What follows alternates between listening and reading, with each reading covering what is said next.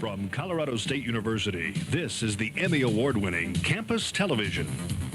Owned and operated by the Colorado State Student Body, Campus Television, covering the news, sports, arts, and entertainment of campus. Tonight on CTV, the ALVS Food Drive and how to get involved. Then CSU students speak about free speech transparency on campus. Finally, a gallery that hopes to inspire the next generation of journalists here at CSU.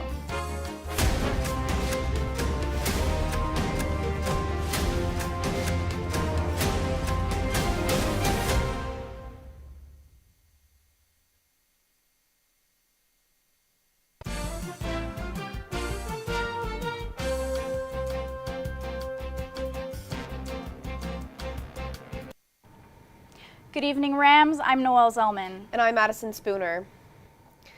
The Adult Learner and Veteran Services Office hosted its weekly food pantry run on Wednesday from 3 to 4 p.m. in the Laurie Student Center Theater. The event is part of Rams Against Hunger programs and offers students, staff, and faculty an opportunity to access pantry items in a group setting. Participants can meet at the ALVS office at 3 p.m. and walk to the LSC event with the group or join the line with other participants. Those attending are asked to bring a CSU ID and bag for their items. Students at Colorado State University are speaking out about free speech and transparency on campus. Last night, the AACSU Senate voted unanimously to pass a resolution calling on the university to rebuild trust after controversy over a policy change. And let me be clear, I should not have to plead for my rights to the First Amendment. Free speech isn't a privilege CSU can hand out when it's convenient. Students packed the ASCSU Senate chamber on November 5th to share strong opinions about CSU's free speech and peaceful assembly policy, which was changed in August without student input and later reversed due to backlash. Story I have to tell because there's a dark cloud above our campus today. There's a thought that the student voice does not deserve the same respect that it has historically been given. We will not get out of this by seeking out comfort and distraction and just hoping that this will go away and others will do it for us. That will not help anyone. The resolution, number 55.19, titled Regarding Free Speech and Peaceful Assembly at CSU, Transparency, was passed unanimously and calls on the administration to reaffirm its commitment to free expression. Transparency is such a big issue for our student body because it's the way in which we interact, right? Like, we want to interact in good faith and we want to interact trusting that everybody has, you know, like the best intentions or like the best frame of mind in their work. And so to do that, you need to be able to trust those systems, and that comes from transparency, right? The resolution requests a formal response from President Amy Parsons by November 17th. And students say they're going to continue pushing for more open communication between them and the administration. And it does not have to be like this. This does not have to be the world that we live in. This is not inevitable. For now, ASCSU hopes this vote marks a step toward more student involvement in university decisions.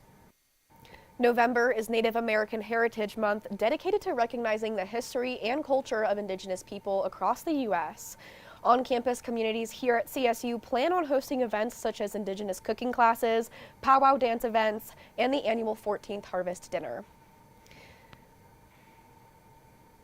Good turnout. We also have the Foundry event going on tonight, which will be serving bison ribs and other native dishes. We'll also be doing the movie event at the Lyric, where we host like a Native American movie, and we just invite as many people as possible to come share our culture with us and experience as much as possible. Native American Heritage Month continues through the end of November, so be sure to keep your eye out for events you may be interested in.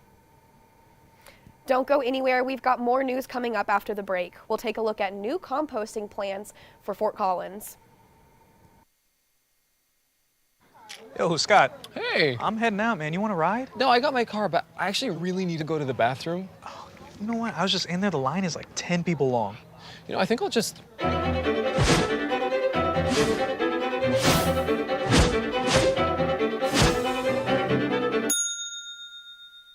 Dude, are you okay? You wouldn't believe what I was just thinking. I am definitely buzzed.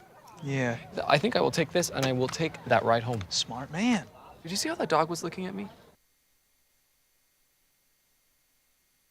Fort Collins once set a goal to become a zero-waste community by 2030. But as of 2021, the city has diverted just over 51% of its waste from landfills, falling short of its original benchmarks. Now, a new composting pilot program is helping close that gap. The city has partnered with Compost Queen to offer food waste recycling for as little as $5 a month, serving up to 600 residents and 20 businesses. The effort is expected to divert more than 165 tons of organic waste and prevent about 100 metric tons of carbon emissions, a big step toward Fort Collins' zero waste goals. I'm Karma Robbins. Here at Colorado State University, the Laurie Student Center Ballroom hosted a gallery honoring the power of images and the woman behind the lens, Leah Millis. Students, faculty, and community members came together for an evening filled with conversation and connection. Leah Millis came here with WPOW, which stands for Woman Photojournalist of Washington, and is a nonprofit volunteer organization with about 400 members. Here's her thoughts on the importance of photojournalism. I think photojournalism is important, and I think it will always be important because of the ability to freeze time, because that is not a thing that we can do as humans. We have memories, but even our memories, and a lot of them are moving, right? So there's a power in capturing a moment in time. Millis spoke about the difficulties being a woman in photojournalism and the struggles women face to get into that field. Being a woman or anybody who doesn't fit in the most dominant group in this industry is always changing. I've been really lucky to come into this space after a lot of really strong women have carved space for me and really sacrificed a lot to make that happen. With the success of her career, Millis hopes to encourage people to get involved with the journalism industry. I would advise people who are going into journalism, photojournalism, not only to have a strong support base for yourself, which has to extend beyond just like your family and friends. It has to be lifestyle based. It has to be as best you can care for yourself as possible. Leah Millis's message reminded attendees that photojournalism is more than just capturing images. It's about documenting truth, holding power accountable, and capturing that emotion through her photos. Her words offer a powerful look into the responsibility and impact that comes with telling the world's most defining stories. Events like this continue to inspire the next generation of journalists or photojournalists here at CSU. Now, off to our weather anchor Aubrey Francis, where she takes a look at what to expect heading into the rest of the week.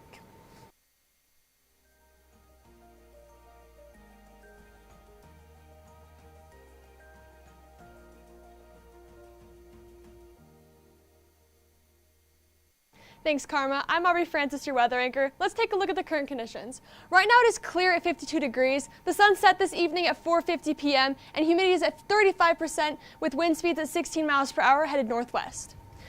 This week, we continue to see more piles of leaves on the ground. Considering it is the first week of November, temperatures have been fairly warm the past few days, followed by cooler nights.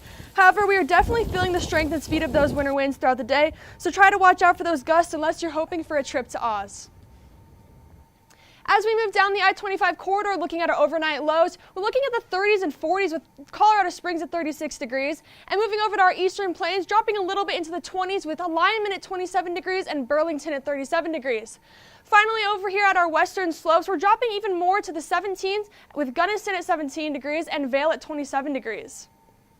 Now looking at tomorrow's forecast, it's going to be a little bit cloudy with a high of 61 degrees and a low of 39 degrees. The sun's going to set tomorrow at 4:49 p.m. Humidity is at 35% and the wind speed is going to drop significantly to 7 miles per hour headed south. As we move into the 5-day forecast for the rest of the week, we're going to be looking at the highs of the 50s and 70s with lows in the 20s and 40s. As we move throughout the week, in terms of our conditions, it's going to be really windy on Saturday and then changing intermittently between cloud and sun the rest of the week. Now that's all the weather I have for you tonight. Now back on desk with Madison. Thank you, Aubrey. This past week, you may have noticed some construction on Shields Street. Southbound Shields is closed between Mountain Avenue and Atkin Avenue from now through December 10th. The closure is part of utility work for the Oak Street Stormwater Improvements Project. Southbound traffic is being detoured to College Avenue or Taft Hill Road. However, northbound Shields remains open during the construction period. Old Town Square in Fort Collins came alive this Saturday for the 5th annual Dia de Muertos celebration. Dia de Muertos, or Day of the Dead, is a traditional Mexican holiday that honors loved ones who have passed away. Community members celebrated with colorful ofrendas, traditional altars filled with offerings, sugar sculpt face paint, and bright marigolds meant to guide spirits home. Families enjoyed painting calaveras, face painting, and live performances throughout the day. Local groups like the BIPOC Alliance, Fuerza Latina, and FCCCAN hosted the free event, showcasing the holiday's rich traditions and cultural diversity. For many, it was a joyful celebration of life, community, and remembrance, proving that even in grief, there can be beauty and connection. Don't go anywhere, Rams. We've got more news coming up after the break. Our sports anchor, Payton Barill, will take a look at what's happening in CSU sports, including highlights and updates you won't want to miss.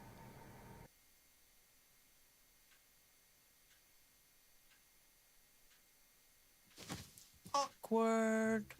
I'm the awkward silence. You try to avoid me, then there I am again. But an awkward silence can be a great thing. Like Kelly here is about to demonstrate. You haven't really been yourself lately. Are you okay?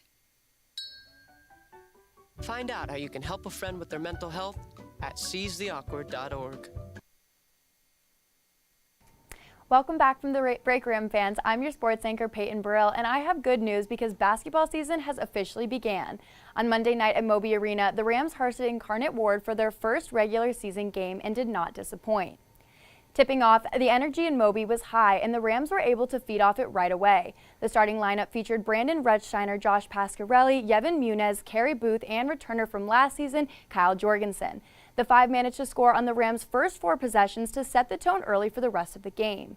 Jorgensen is one of just 3 returning players from last year's roster, bringing some much-needed experience to a team full of new faces. He is also just adjusting to changes on the sideline, with previous assistant coach Ali Farokmanish now stepping into the team's head coach role. Throughout the game, Jorgensen put up 15 points, had 4 assists, and the only steal for the Rams. Jorgensen's leadership on the court was very apparent, working seamlessly with new players, including senior guard Rechsteiner, who led the team with 19 points. Rechsteiner went 6 and 7 from the field and 4 and 5 in three-pointers. The Rams built an early lead in the first half, ending the period with a score of 41-27. Even more momentum was built in the game's second half, with the Rams scoring 37 more points for a final score of 98-64 and the first win for the Rams. Following the game, Coach Farokmanish was filled with excitement and pride. He was very happy with the overall rebound percentage and joked that the success came from the fact that the shots were going in, limiting the amount of rebounds the Cardinals could even get. Here's more from Farokmanish on what the early win means for the team.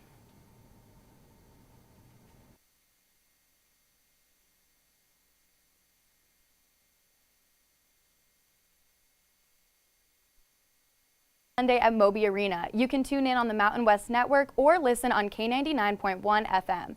That's all for sports tonight. Back to you guys on desk. I can say I'm pretty excited for basketball season to start. Me too. I would not want to be standing at the football stadium right now in this weather. No, little bit too cold for me, too cold. And I love Moby. It's awesome, I know, awesome I love arena. the energy. Yeah. But that's all we have for you tonight, Rams. Be sure to check out our YouTube channel for more content. Thank you for tuning in, and stay safe and have a great weekend.